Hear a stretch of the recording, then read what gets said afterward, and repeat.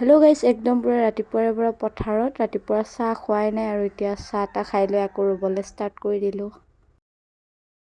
পুৰা একদম ইফালে আমাৰ এইখিনি হ'ল আৰু এইখিনিও হৈ গ'ল আৰু এতিয়া ইফালে এইবিলাক বাকী আছে।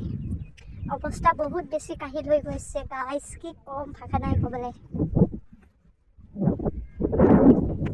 ইফালে এইটো মা আৰু ইফালে দেউতা পুৰা কঠীয়া তুলি আছে দেই। আকৌ ৰু দিয়ক। পুৰা একদম চাহৰ নাস্তা আনিবলৈ গ'লোঁ আকৌ। তাৰপিছত চাহ তাহ খাই ড্ৰেছযোৰ চেঞ্জ কৰি মই আকৌ ৰুবলৈ বুলি আহিলোঁ। মানে আজি বতৰটো বহুত ধুনীয়া, তো সেইটো বাবে ৰুব পাৰিছোঁ দিনটো।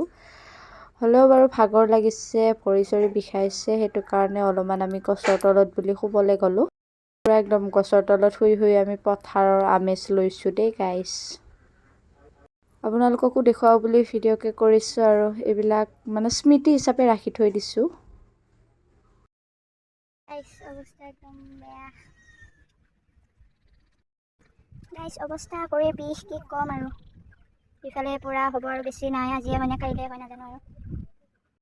খিনি শেষ হ'লে আৰু বেছি নাই, মানে অলপমান উহাই আহিব। ৰোৱা শেষ কৰি আহি ভাতকেইটা খাই আজিৰ ভিডিঅ'টো সমাপ্ত কৰিলোঁ। Bye bye.